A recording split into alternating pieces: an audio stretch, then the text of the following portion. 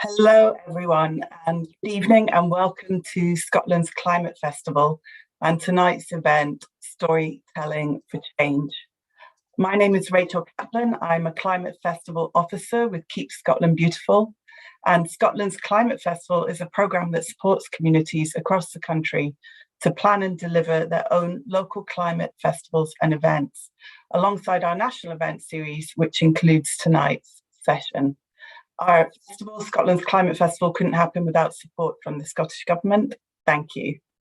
So tonight we're celebrating Scotland's Year of Stories 2022 and taking inspiration from the theme Inspired by Nature. Also today we're celebrating International Women's Day. So thank you for joining us to share this evening. I can't think of a more brilliant lineup of women who I'd want to spend time with today and hear their reflections on the climate emergency and our shared histories. I am now going to turn over our event to our chair for tonight's discussion, who will introduce our storytellers and host our with them. There's also time for Q&A, so please do put your questions in the live Q&A on Zoom or in the chat on Zoom. It's my delight to introduce our chair for this evening, Dr Bashabi Fraser, CBE. Dr Fraser is Emeritus Professor of Napier University and former Professor of English and Creative Writing there. She's also a Fellow at the University of Edinburgh Centre for South Asian Studies and a Royal Literary Fund Fellow. She is an author and editor of 23 books, as well as an acclaimed poet with many prizes, too many to list here. And her poems reflect a duality of India and Scotland. And with a keen environmental connection, she is director of the Scottish Centre of Tagore Studies, which celebrates Tagore's life, works and impact, particularly his links with Patrick Geddes, and promotes all Indian culture here in Scotland. Her talk on Tagore that was given in the Green Zone at COP26 is available to watch online, and I do recommend you seek it out. Very warm welcome, Dr Bashabi Fraser.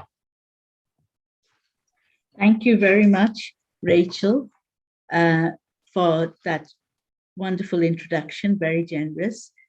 So good evening, everybody, and welcome to this very special event on Storytelling for Change. Today, we have the honor of talking to and listening to two marvelous storytellers, Alycia Pirmohamed and Mara Menzies. Today's event is a timely intervention as we face a triple jeopardy: the threat to the very presence of human life on planet Earth as we face the enormity of climate change caused by greenhouse gases, global warming, the effects of a pandemic which is still with us, and Putin's unconscionable war on a peaceful, democratic, independent Ukraine.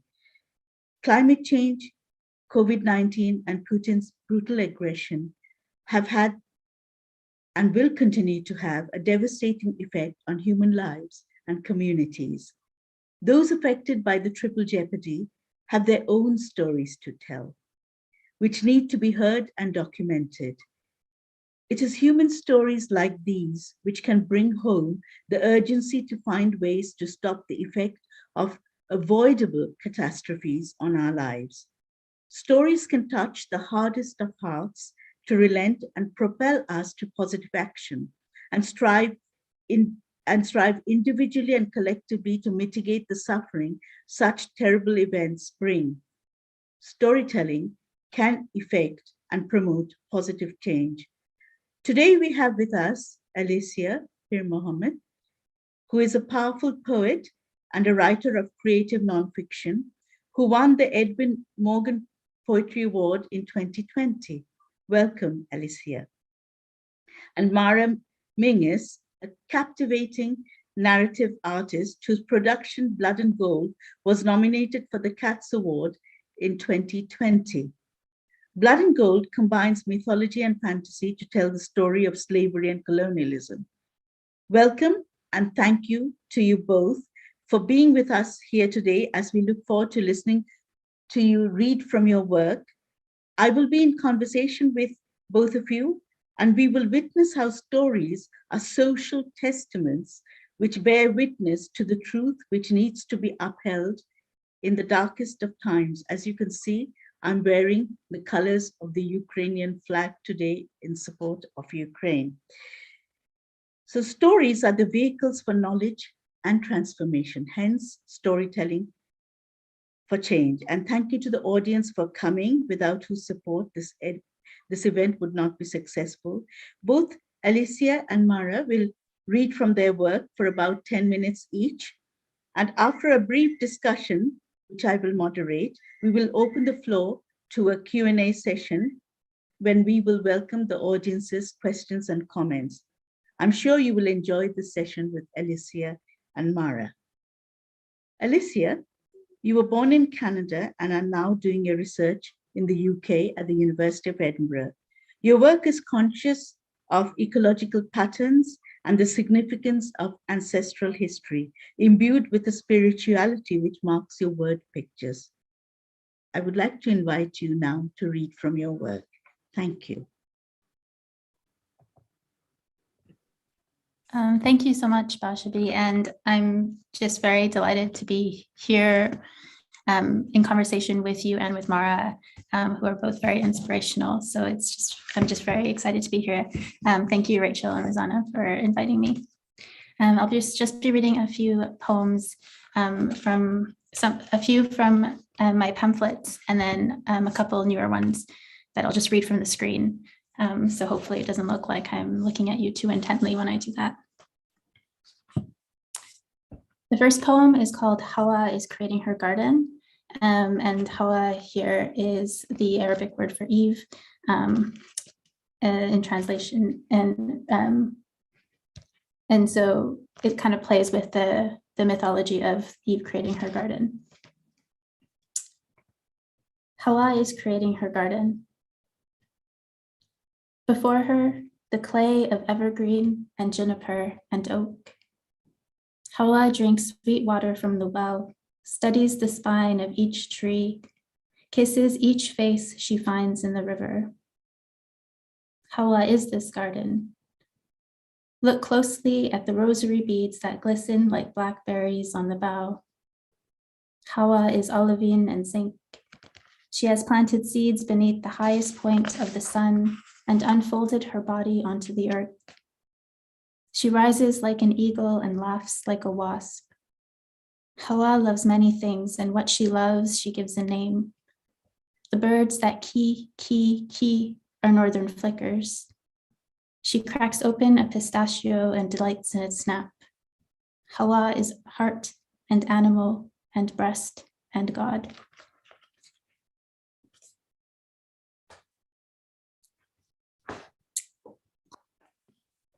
The next poem that I'm going to read is from my more recent pamphlet, Hinge.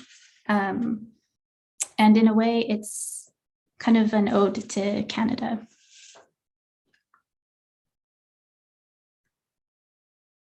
My body is a forest. There is a face in the trees. I lost the language to the gap-toothed birch.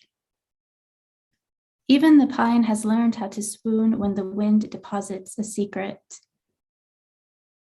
A country is born knowing what it means to waver. A lost country is made by its daughters, and shame begins as a seed that blossoms perennially throughout generations. Clove keeps the cha bitter. For every dark cross, I apologize, because I could not read the recipe written in my grandmother's neat script. I added cinnamon, crushed anise, mountain slope, and too many quartered Canadas. Once, I watched a mule deer unfold her limbs and vanish among the haloed trees, fog uncoiling at her heels, a ghost inviting her into its loosened borders. In the blood of every migrant, there is a map pointing home. This body is an ode to the scattered landscapes that have marbled my neck with dark hairs and sharp, coarse longings. Ask me how I remember her. Not a face, but a movement. legs stotting into a slip of boreal green, a swatch of color in the shape of a lost country, a daughter, which is to say, an inherited vanishing through the slit of a dream.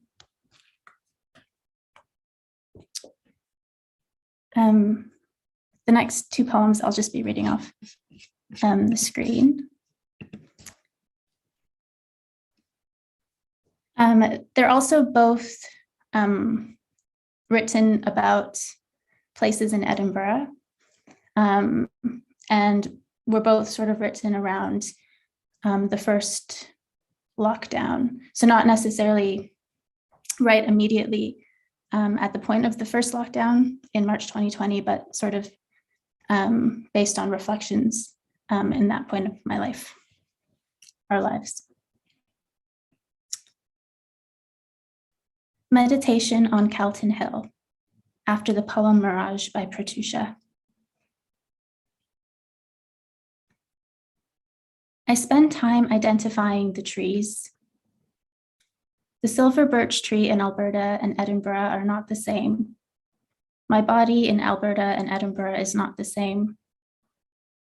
A landscape alters a body, alters an eye, alters her imagination. Here, I face the direction of the sea. Elsewhere, my neck may have turned upward to follow a mountain. Elsewhere still, the reeds of a jungle. Walking up the hill, I leave footprints along the footprints of strangers. We share this experience, find commonality, and cross the borders of time by way of root and seed. Perhaps for the duration of one step, I am on a path in Kananaskis again. And I remember a body, bodies also alter a landscape through consumption, impression, silence. I see the land's imminent bareness. I'm oriented toward sprawling green, toward water, toward the horizon line craning its neck through a cloudy morning. A veil of fog can be alluring, its ghostliness covering us until we're shapeless, faceless, nameless, bodiless. But is fog a defense mechanism? It thickens as pollution thickens. Does the earth manifest these ground clouds in order to protect herself, eradicate us, our shapes, our faces, names, bodies? I unravel symbiosis, possibilities of healing, of human and water intertwined, of love. I wonder if I'll live up to this new name.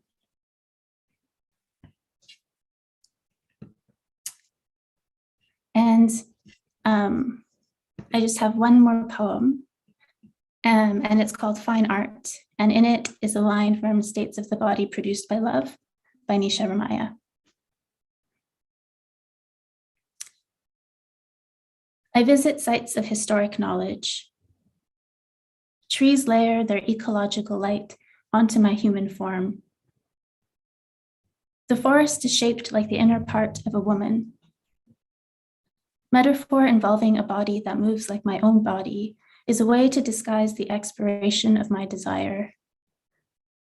The inner part is an eye that sees beyond the river, beyond the ebb of sexuality.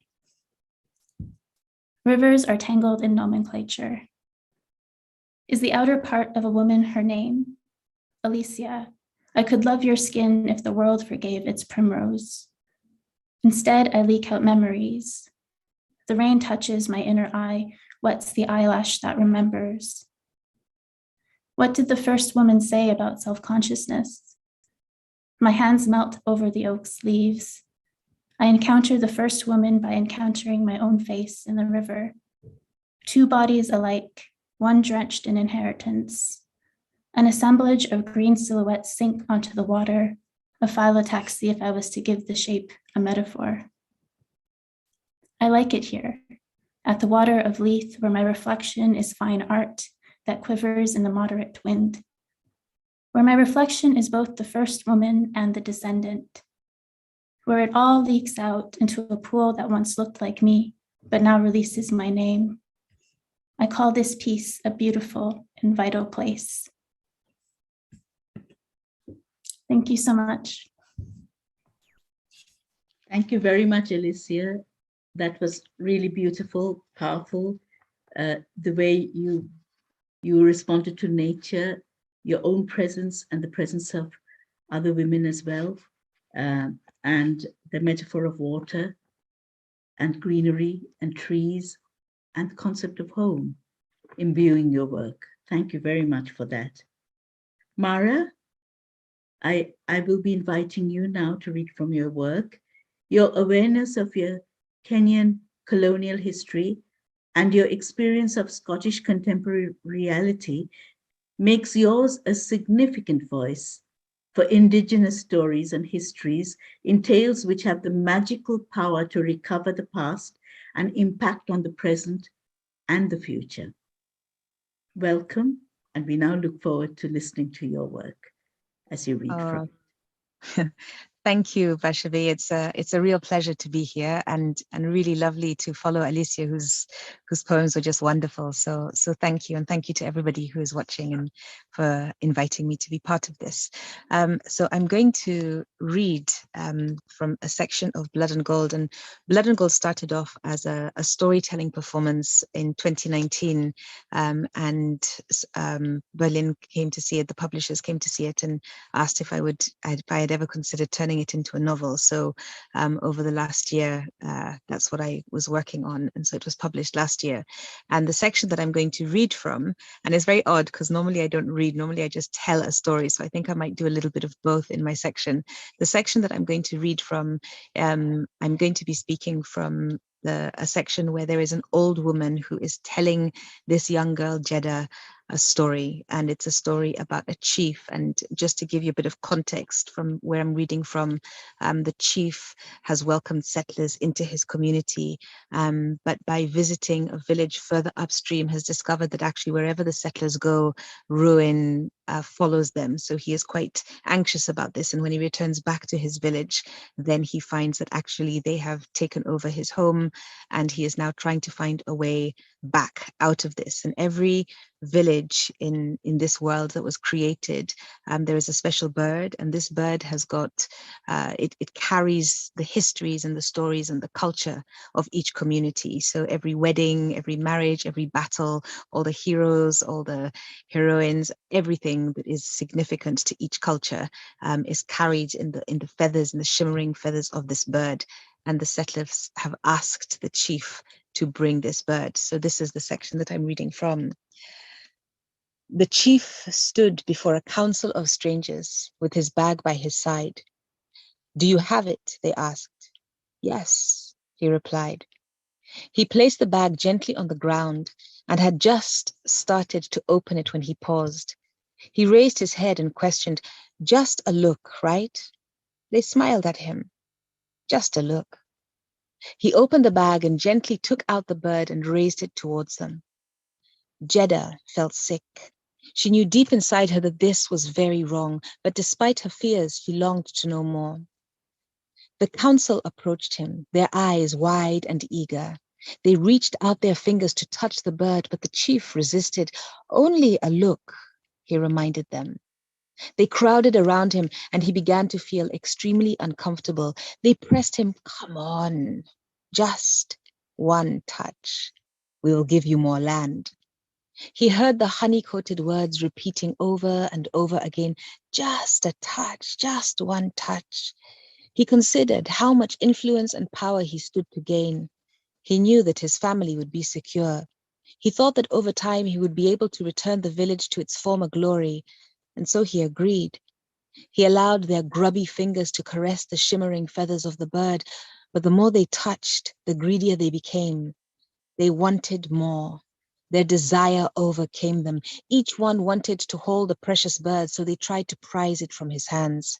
"No, they will hurt it," Jeddah cried, horrified as her imagination played out the scene in front of her.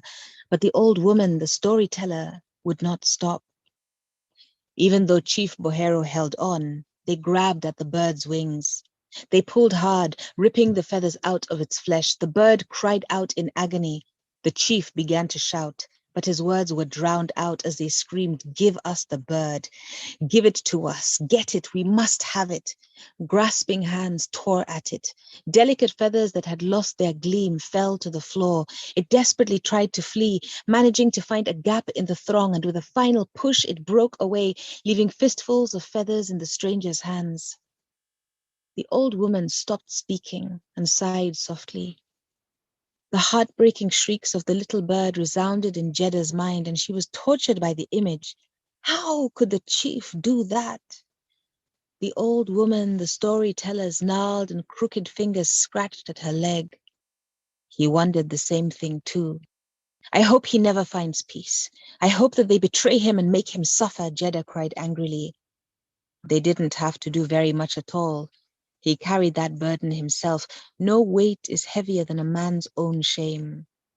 The chief saw the bird fly into a nearby thorn bush and drag itself along the ground to safety. Its vibrant colors were a poor reflection of its former glory, every inch smeared with blood. He reached out a hand and called gently, but the bird refused to approach him. He was consumed with guilt. The history of his world was broken and he was responsible. The stranger's offer of land was stained with blood, and he now fully understood their intentions. But as he wondered if there was still time to leave and join the rebels in destroying the newcomers' increasingly numerous strongholds, they asked for his help. They wanted him to keep the peace and prove his loyalty. They promised more land if he did. Without knowing why, the chief agreed. "What a coward," Jeddah cried. "Surely they now know he will do anything that they ask." "Of course," the old woman said. They praised him and welcomed him into their fold. They grinned and asked if he might help them find the rebels to negotiate a truce. Surely he can't trust them. Jeddah immediately thought of Auntie, who, when she disapproved of something, said, "Aha, you are moving from a hornet's nest to the jaws of a crocodile." The chief could not refuse. He was a traitor, but in truth he had no information. To be of value, he knew he had to give them something. He thought of the bird.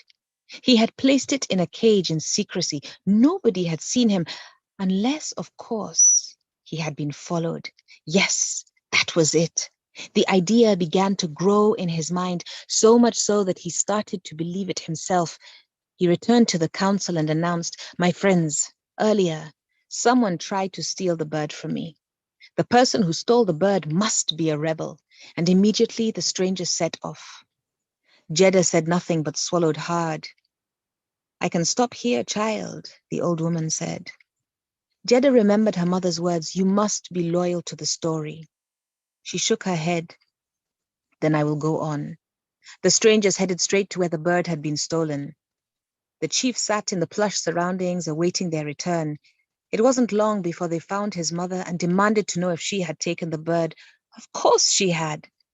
She thought of the delicious meal she planned to cook for her son and proudly confessed. They immediately threw her to the ground and tied her arms behind her back. Phone died a little bit. Her cries attracted the attention of the villagers who raced over to help her.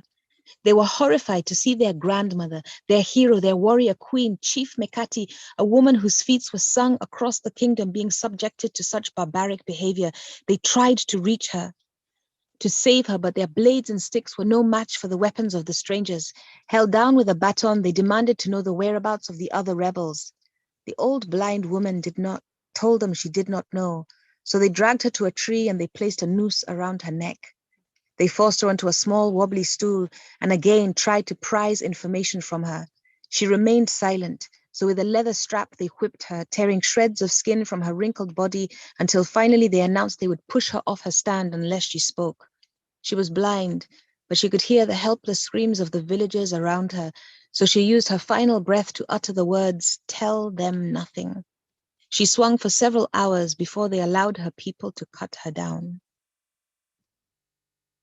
So that's a passage about a woman who had taken this bird and made a delicious meal for her son. And it's exploring really for me about the colonization and the stories that we are told about ourselves. Mhm. I'll leave it there. That was really, really powerful, absorbing. The word pictures, was so vivid, and allegorical parallels will stay with us. And you told it beautifully. Thank you very much, Mara, for that. I will now move on to asking you a few questions, both you and Alycia. So welcome back, Alycia. You can answer in any order now. Okay, so this event is entitled Inspired by Nature, and both of you actually have a lot of nature in your storytelling and your poetry. And this marks the year of stories that we're celebrating. So how does nature inspire you in your own work? And who will go first? I'll leave it to you. I can go first since you just read. Maybe you want to take a minute. I will say, Mara, that was incredible. Thank you so much for that reading. Coming back to your question, Bashabi, I think nature plays a huge role in my writing, but also in my writing process. A lot of the work that I read today and that I've been currently writing right now has to do with actually embodiment and thinking of myself as a woman of color, being outside in nature, being outside in rural landscapes, and what that means and how safe I feel in those places, and what I appreciate in them, and what what might feel dangerous. And part of that, I think, is also born from living in a rural town in Alberta when I was a child. And it was in Canada, it was during the formative years of my life, but it was also during a 9/11 context. And being the only, brown, we were the only brown family, and I was like the only brown, me and my sisters were the only brown young women in that place. And so, although being really connected with the landscape and with the natural world, also trying to navigate that feeling of isolation that I kind of felt in those ways. But then on the other side, on the flip side, the natural world becomes kind of a tool in my poetry in terms of like the symbolism. It becomes a mode of agency as well, of exploring and seeing and sort of being in places that maybe I couldn't get to otherwise, like, for instance, the places where my parents were born, or the different ancestral places I'm from. Well, that's very eloquent. Thank you, Alycia. Mara, would you like to take it up now? Yeah, absolutely. I really feel what Alycia was talking about, because I think nature features so prominently in the process of creation as well. So even when I was writing Blood and Gold, I actually wrote it in the middle of this ancient baobab forest, which was on a sisal plantation that was owned by a colonial family in Kenya. So, taking inspiration from nature, because I remember last year I was listening to storytellers speak, and they were talking about the non-human voices of the world. And I think just that phrase, the non-human voices of the world, it really resonated with me, because I find myself, whenever I'm close to nature, whenever I'm by the ocean, it doesn't matter if it's a glassy ocean or a roaring ocean, a very, violent and stormy ocean, I still feel very much connected to that, to the energy that comes from nature. Or if I find myself in a forest, then it allows me to consider things on a level that I can't really find when I'm in a space where there's so much distraction, when there's noise, when I'm looking around and there's billboards and cars and people just around. So I feel nature is hugely influential in the creation and the crafting and giving me the space to create stories. But also writing Blood and Gold, even the passage that I read, the chief's process of getting to this point where actually he's willing to sell his soul to the settlers, was because he had seen how nature had been displaced. He saw how that had come in the passage before, but it was about how there was grime and filth in the streets, how the forests had been chopped, how there was sewage in the water, and how all of these different things had changed over time. And that was sort of linking into things like people being pushed off their land, about poverty being introduced in a way that never really existed before, about so many different things, and all of these things are affecting the world as we see it now. You know, we kind of look around and even now today, you know, we're sort of looking at how nature is being affected by things that happened, you know, not just 20 years ago, but things that happened 100 years ago. The legacy of these things is actually leading to some of the problems and the issues that we see nowadays. And the lack of stories and the lack of the accessibility to stories and storytelling is also affecting how nature is no longer being protected, how the guardians of the earth are no longer able to continue their role in lots of different ways. Mm-hmm. Well, actually, yeah, that's a very powerful statement. And we know that if we have wars, one thing we can't do is nurture nature and grow and reap and feed the world. And today we're looking at Ukraine, which is the breadbasket of Europe, as it were. And of course, we can't have that reliance anymore. So yes, I think the whole idea, and this, what you've just said, Mara and Alycia before that, the whole history of colonialism comes into my next question to both of you. So in the last couple of years, we have seen that Canada, USA and UK have been struggling to confront very difficult histories, including the legacy of colonialism, which Mara has just spoken about, and Alycia, you and your family have lived it. You're in Canada because the Europeans were once there in your parents' country, I guess. So what role do you think stories play in helping us to confront the past and learn from it?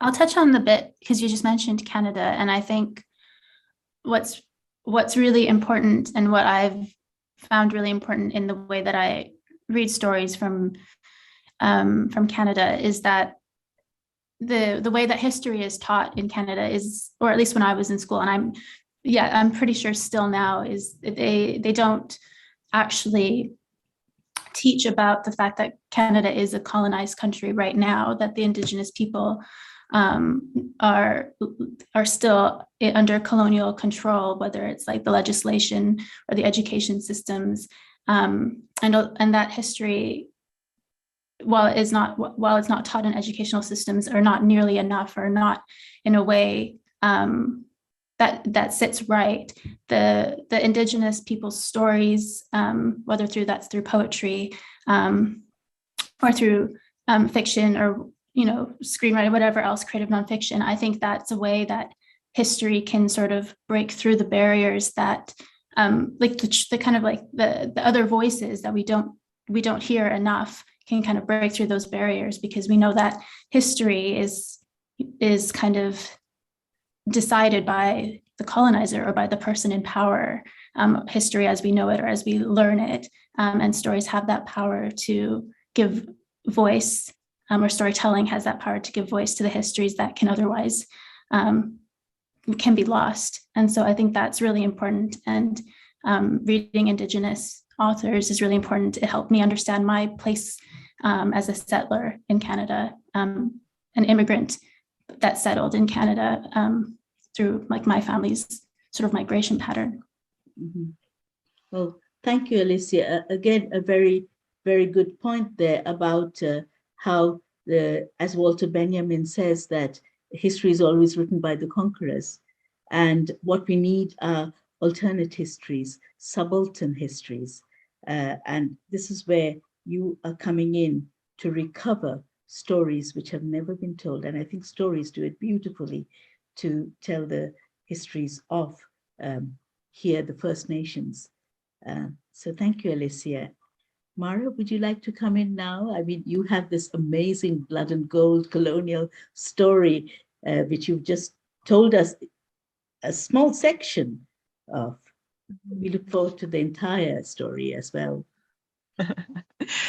Yeah, I think, when I was writing Blood and Gold, it was to explore the legacy of colonialism and slavery. And I guess because we heard so many different narratives, it was, but I also felt that the narratives were coming from a particular place. And I also felt that there wasn't much conversation going on, because I grew up in Kenya, which is a very colonized country, and Scotland also hasn't really come to terms with its role in slavery in the New World, in the Caribbean. And we know, facts now come out, like 70% of the Jamaican telephone directory is Scottish names, because of the huge role that Scotland played there. And these are truths that we're not able to come to terms with. But I also felt that by exploring these stories through myth and legend and folklore, it enables us to take a step back, and look at it without people feeling that there is good and bad, right and wrong, this and that, black and white. It's a very sort of binary story that is being told, and I think that also can build barriers to conversation. And I think because also I'm not very good at facts, I don't remember the dates very well. I don't remember certain specifics, and therefore I can't come at things from a factual perspective. And so I think for me, through stories, I'm able to slip through the cracks, to get into the heart of people, and for people to understand that actually, even though these events took place, a long time ago, they're actually still very relevant now, and we're living with the legacy of what took place so many years ago, and there is a truth that exists now.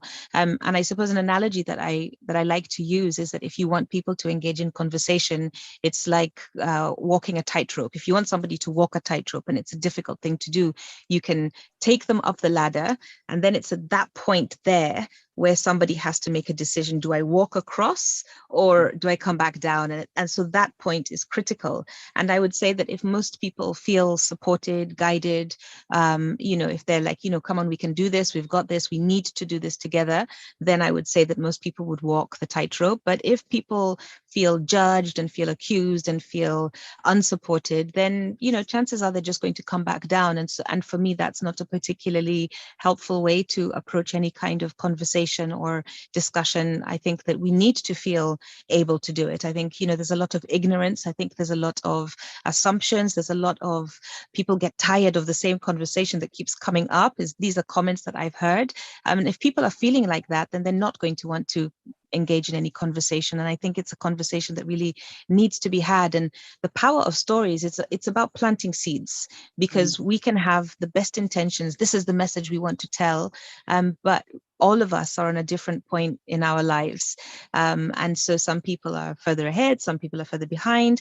And by dropping these seeds, at some point, people will kind of get the stories, and will be able to slip into the narratives, and will think, okay, 5 years from now, actually, I understand what was being said at that particular point. So it's about, it's being open to people and accepting people and meeting them where they are, as opposed to trying to force people to accept something that they might not necessarily be ready to accept, because that doesn't actually lead to any real change. It leads to a fake tolerance. It's putting a plaster over a broken leg.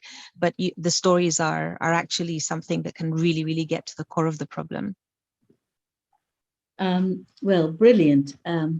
Thank you very much. Alycia, I like the way you brought in the significance of myth and legend, which sort of is the legacy that we really need to acknowledge. And Alycia, I remember a line from one of your poems in which you say, in every immigrant's blood, there is a finger pointing home. So, home, where is home, and where do we come from, and who built our homes at one point, and how were they shaped by others who came there, and what is happening right now. And this brings me back. There are lots of questions coming up, by the way, so we will have a very rich discussion after this when we open it up. So thank you very much. And this is my last question before we open it up. Today is International Women's Day, so happy International Women's Day to Mara, to Alycia, to Rachel, to Rosanna, and to everybody in the audience, and to all of you who have had women who have shaped your lives and brought you where you are. So today, I'd like you to think about what representation means to you. We have had the Me Too movement, we talk about the glass ceiling. So how can stories, which you tell so well, as we have all realized, how do stories help to amplify the voices we don't often hear? I mean, you spoke about the indigenous people, the First Nations, and Alycia spoke about the truth of colonial experience in Jamaica, in Africa, especially in Kenya. So I'll invite both of you to answer that, how you see it.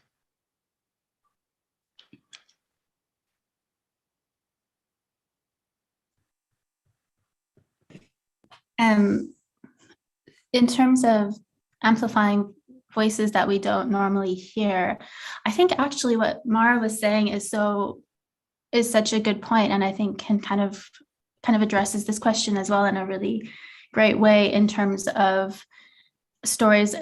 I think you said they were like planting seeds, and I think that is such a good way to think about it in terms of creating kind of these like perhaps pieces of a narrative that will eventually kind of flourish, and that people can then understand and can experience, because I think it is difficult to sometimes see the whole if you don't have sort of the sections first, and I think that stories can definitely, in terms of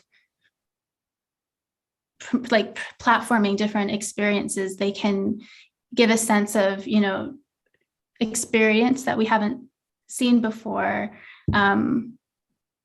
They can amplify different histories. In terms of some of the workshops that I've been in for specifically women and non-binary writers, we're amplifying voices that are perhaps, they are overshadowed a lot of the time. And I think that stories are one of those kind of, I kind of struggle with the word authentic, but it does seem like it's a really genuine way to get across an experience that might otherwise be told for you, or might otherwise be stereotyped or used, or might otherwise be told with something like gendered language or marginalizing language.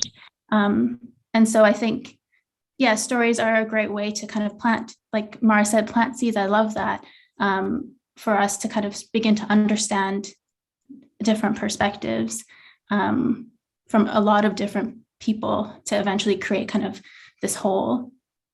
But I don't know, Mara, if you want to add anything there.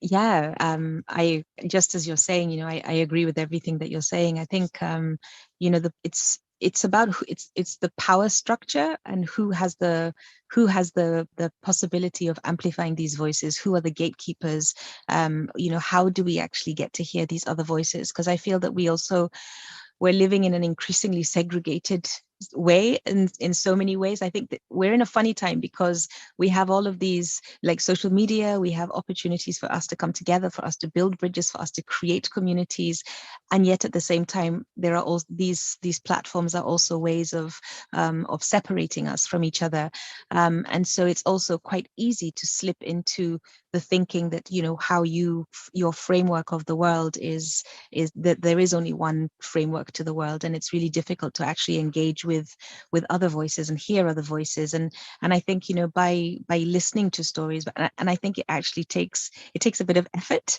I think it's about putting ourselves out there, and I think it's about really accepting that there are other voices to be heard, and where do I find them, how do I find them, speaking to other people, and and really making the effort to actually tune in, because when we listen to these voices, when we hear these stories, we are stepping into the shoes of somebody else. We are stepping into worlds that don't necessarily belong to us, or worlds that are unfamiliar to us, and yet by reading these stories or listening to these stories, we are able to experience the worlds from a very, very different perspective. And oftentimes, the voices of women have been marginalized.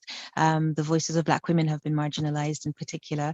We don't often hear these stories, and so when the chance comes for us to actually gain a different experience or a different insight into another world, then absolutely we must take it. And so it's really important that these platforms exist, like this festival. There are other festivals, and I think people are trying. I really think I see a change in it. So I'm I'm naturally quite optimistic most of the time, I would say. So it's a really positive place also to be, because I feel that these platforms are opening up and people are taking up space, and new voices are being heard and put out there and shared. So I think I think we're living in an interesting time, and I think that the more that this continues, the better. But it's also up to us also to push ourselves into spaces, because sometimes it's quite easy to hold ourselves back, just because that is the conditioning that we're used to, be a good person and don't take up much room, and certainly here in Kenya there's certain things, if you're in school, the education system doesn't work, because if you get something wrong then you're punished for it. So there is a fear of trying new things and putting yourself forward. So I think it's also about finding ways to gain confidence in ourselves, and we can only do that actually by supporting each other and encouraging each other. So I think that there's two different ways of approaching it. We need the power structures to open up, but we also need to kind of look into ourselves and find, okay, what are the things that are holding me back, and where is the support network that I can tap into, that can also lift me up, or that I can tap into, and what am I doing actually to lift somebody up that is coming behind me. So I think we're getting there, hopefully. Thanks to both of you, Mara and Alycia. Food for thought there. Yes, stories transform, and if we can find ourselves immersed in them, we hear the voices that we otherwise have been silenced so far. So I think it's time now to open up to the audience, and there are lots of questions. So I think Rosanna is going to help us with questions that are there already. And I'm just going to go to the top.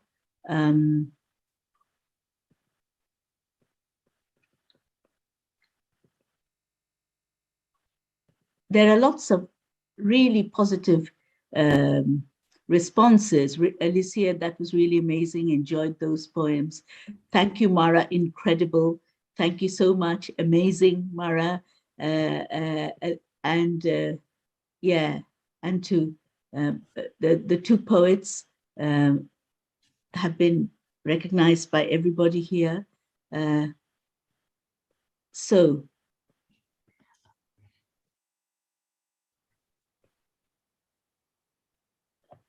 Okay, so I think there are questions in the, well, here's the first. How do the speakers think stories can engage people, especially children, in issues such as climate change? Do Mara and Alycia have any good approaches for storytelling with young people? And I'm sure you're best equipped to answer this, both of you.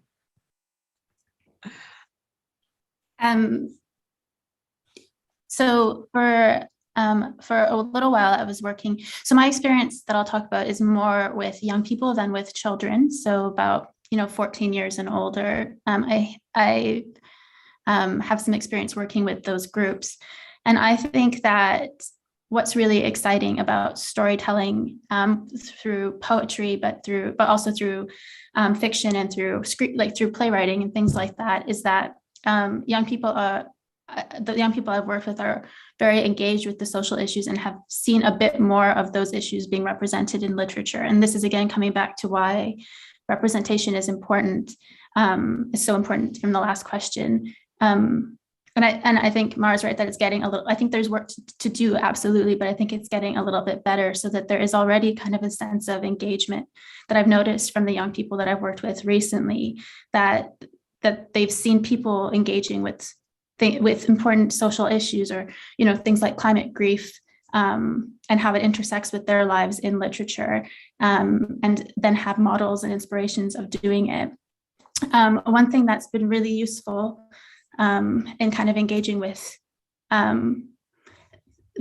issues in my classrooms has been inviting things like spoken word poetry. I think that performance poetry and spoken word poetry and working together in like small groups to kind of explore those means have been really exciting for my students, and showing different like videos of things like spoken word and performance poetry can be really exciting and really engaging and very powerful.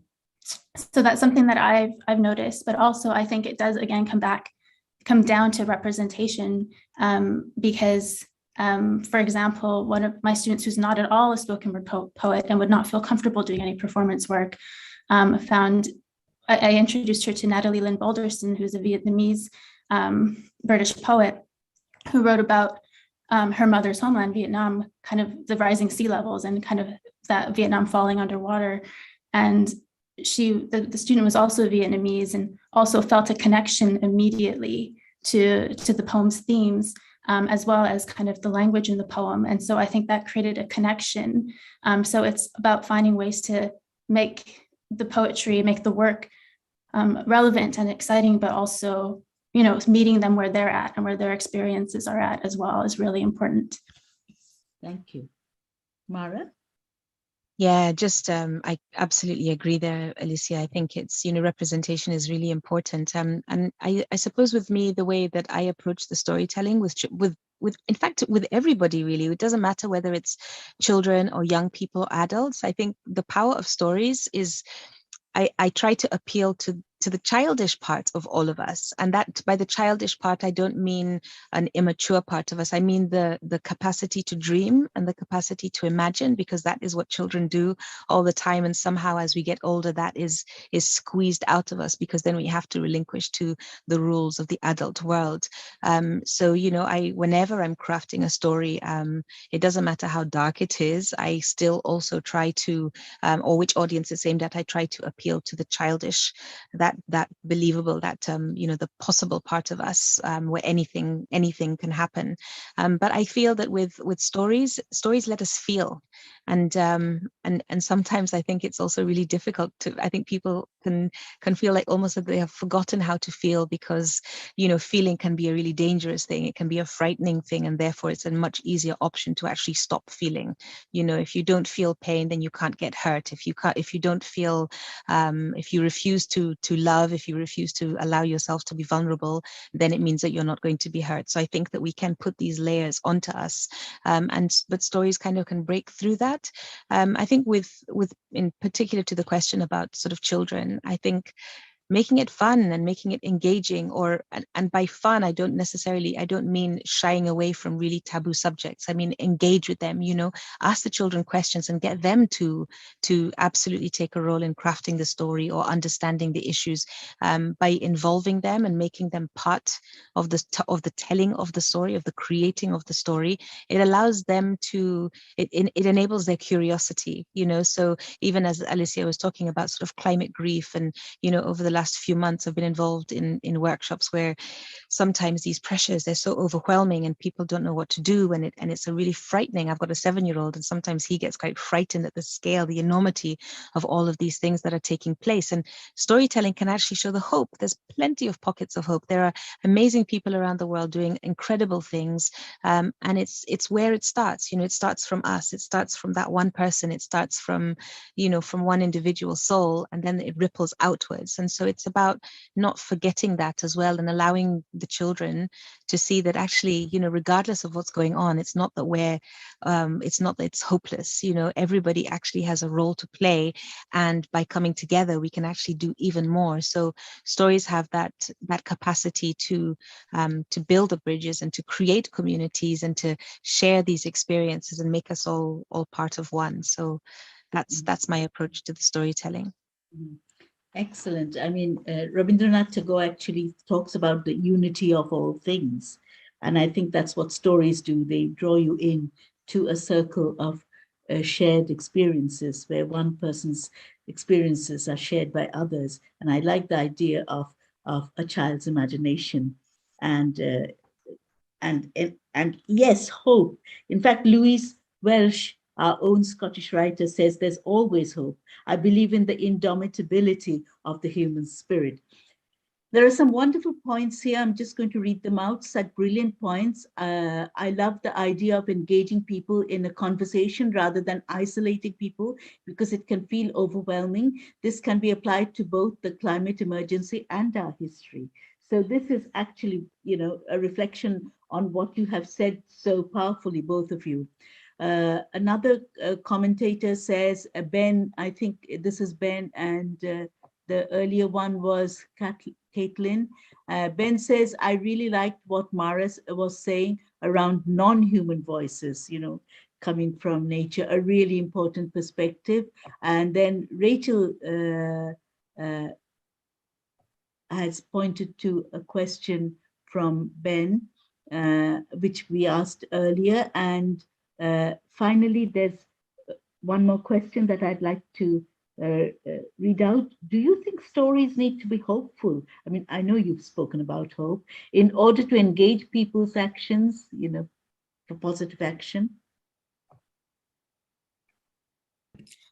I think, no, I don't think they have to be hopeful. I think, but I say that while feeling so invigorated by what Mara mentioned earlier in terms of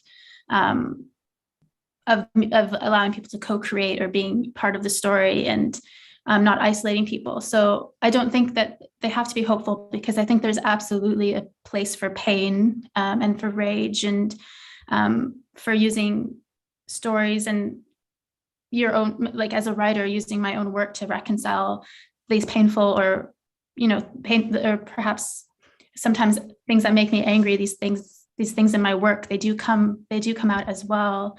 And I guess one thing that comes to mind is recently in one of the nature workshops that I was in, we looked at the study of clouds and like how war is affecting the clouds, but they're affecting the ability of people in the Middle East, for example, or places where there are predominantly like Black and brown bodies. It's affecting the air there the most, and the clouds there the most. And then I think that there is a place to feel pain in that as well. But I think that there is a very important way that can be spoken about or be shared, because we also, as a person of color myself, I don't necessarily want to write about traumatic things for the white gaze, but I do want to explore it with people in a place that feels safe. So I do think there's definitely a place for a range of emotions, though I do think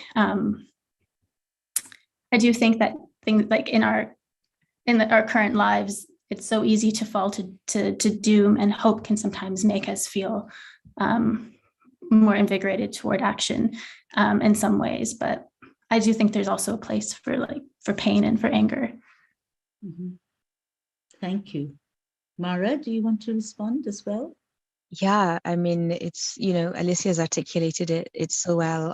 I don't feel that they always have to be hopeful. But I also feel that you know, there's such an array of different emotions, and one I remember seeing a story that actually inspired a story in Blood and Gold, and it was a veteran, and I think it was an American veteran, actually. I think it was in the Vietnamese War, and he was in one of the prisoner camps, and he was on the point of death. And the interviewer was asking him about this woman who had saved his life, essentially had brought him out from this place of, he was literally about to die. And the interviewer asked him, you know, what did this woman say to you? And he said that she didn't say anything. He was laying on the ground. He was emaciated. He literally felt that he was about to die.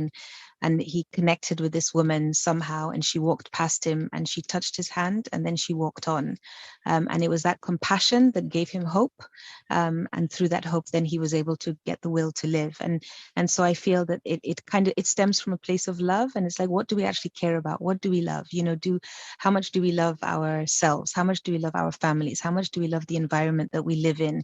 What are we willing to give in order to, you know, to take care of that? So it's it's not even about hope. It's it's what are we willing to do? It's about questioning ourselves and what is the emotion that is driving us. If we are angry all the time because this is happening and the oil companies are doing this and the people are cutting down the trees. If it's anger, then it changes our behavior. Whereas actually, if we're approaching it from a place of this is what I really care about, then I suspect that our approach to things might be a little bit different. So they don't always have to be hopeful, but the stories have to they just have to be true. They have to be honest, and people will take from that whatever it is that they need to take from that, and they will respond to it in their own way. Thank you, Mara.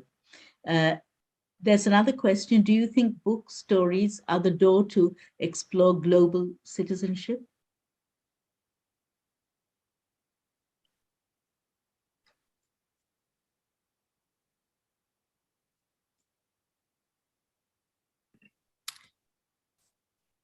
I guess global citizenship. Maybe some clarification a bit on. I guess this is about feeling connected to the world, where you feel a transnational citizen, where you connect with the rest of humanity, and an internationalist approach, I guess. Yeah, I think absolutely. Yeah, absolutely. I think so. And I think that especially when we get to hear stories from people themselves from different places in the world. And I think that's, for example, I think that's why translated literature is something that's quite exciting and that I've seen more of lately.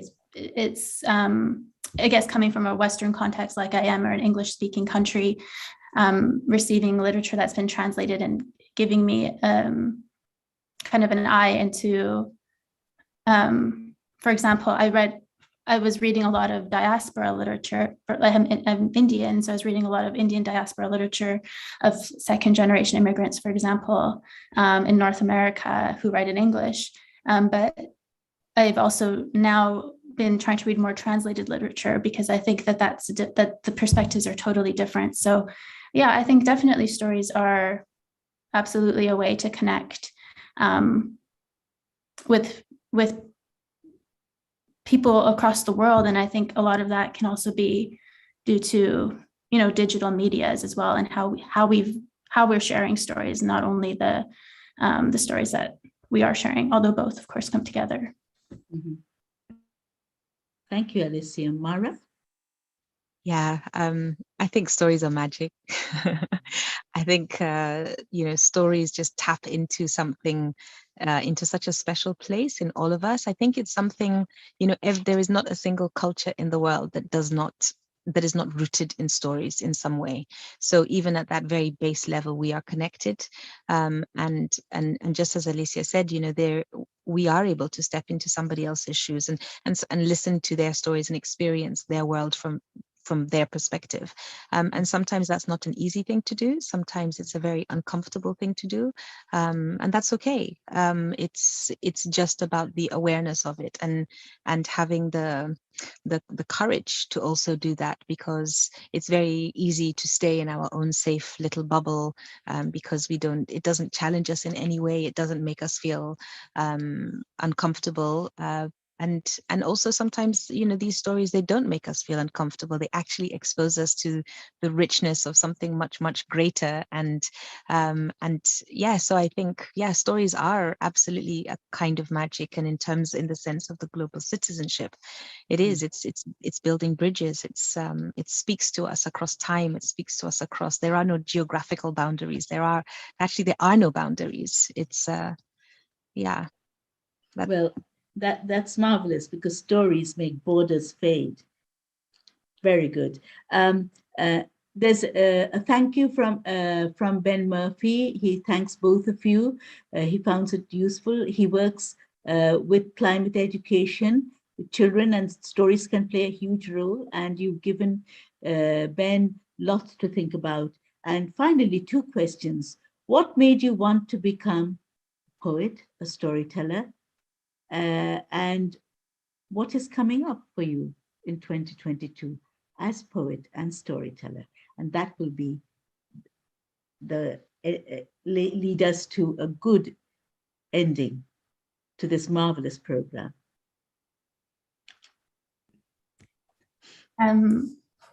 I struggled with a lot of I struggled with expressing myself when I was younger. I struggled with understanding myself. And I had a lot of questions about who I was and where I belonged. And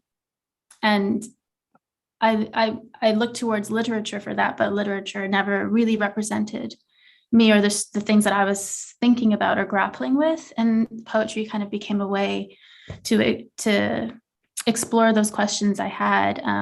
It became a mode of reconciling who I am and where I came from. And it became a way to sort of honor the things that my parents told me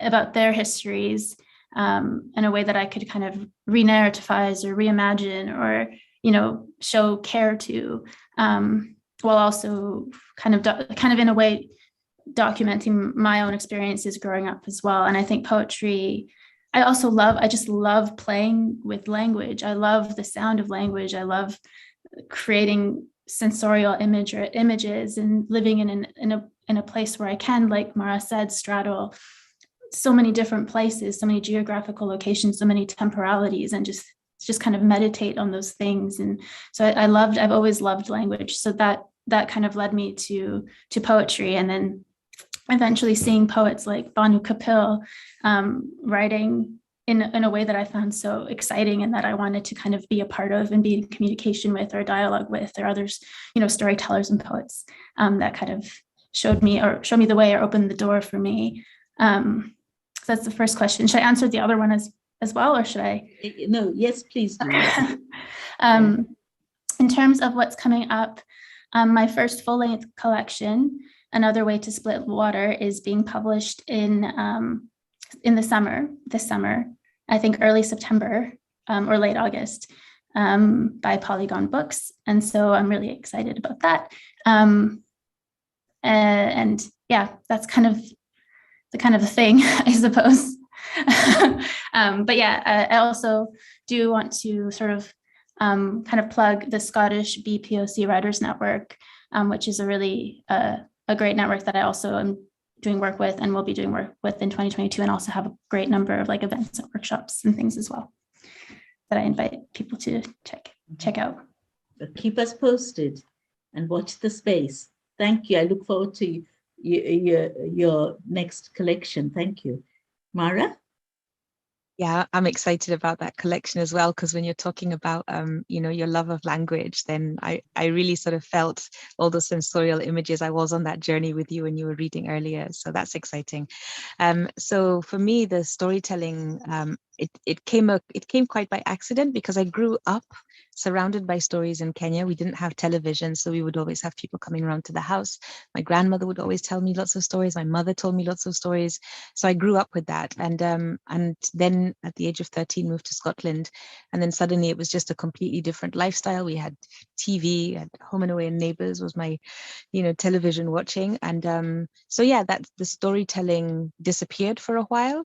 And then it was when I was expecting my first child, and I really wanted this child to connect with its African heritage, and because I was living in Scotland. And so I thought the best way to do that is through stories. So I set up a publishing company, and I found an illustrator, and I wrote a story, and I printed 1,000 copies, and I needed to sell these 1,000 copies. And so I would just hire halls and centers, and I would invite people to come and listen to the story in the hope that they would buy the book. And I think it was just through that process I found that I would never actually read the book. I would always just tell the story and find different ways. Oh, this resonates with them, and oh, they like it when I say this. And then somebody invited me to the Scottish Storytelling Centre, which is, it's an important part for me of just the Scottish world, because it's the home of Scotland's stories, and there are some incredibly open and generous and supportive people who are there. And they also, you know, it was through that avenue that I saw a real range of storytellers. So the little quiet ones, you know, there's Jess Smith, who is from the traveling community, and she's an amazing storyteller, and is very different to the sort of the more powerful, the big sort of performance kind of storytelling. And each one of them, though, is entrancing in their own way. So it was really fascinating to me, and that's when I realized, oh, storytelling is a thing. And so that was my journey into storytelling, and I've sort of taken it. So it started off as a way of you know, sharing stories so that my kid would know her African heritage, and then it has become this whole thing. But yeah, sort of coming up, I'm going to be doing the Fringe again this year, working with the Lyceum. So I'll be doing Blood and Gold again, an adapted version of Blood and Gold, which is really exciting, because I guess with the publication of the book, there were a lot more stories that I was able to put into it.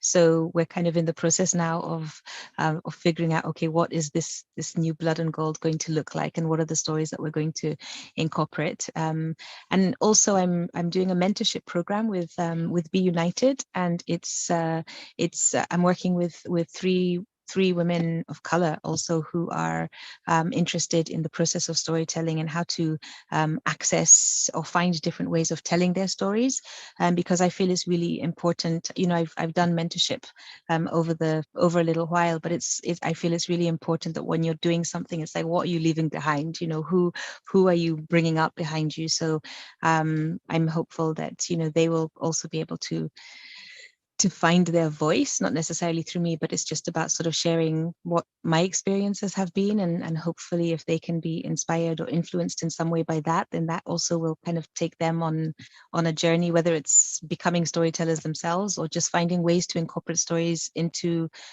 whatever it is that they end up doing. So that's quite an exciting thing for me as well. Thank you so much, Mara. We look forward to your Fringe event, to the new book, you know, shaped by your own storytelling, and the way you're connecting with others. And it's been such a joy and a privilege and an honor talking to both of you, listening to both of you. And I think we've all been, to use a word from both of you, we have all been inspired.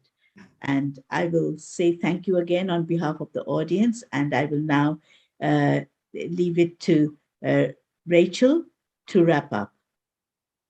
Once again, thank you. Thank you. Thank you. That was just incredible. A huge thank you to all our guests this evening for taking part, to Alycia Pirmohamed, Mara Menzies, and our host Bashabi Fraser. That was just incredible. Thank you so much.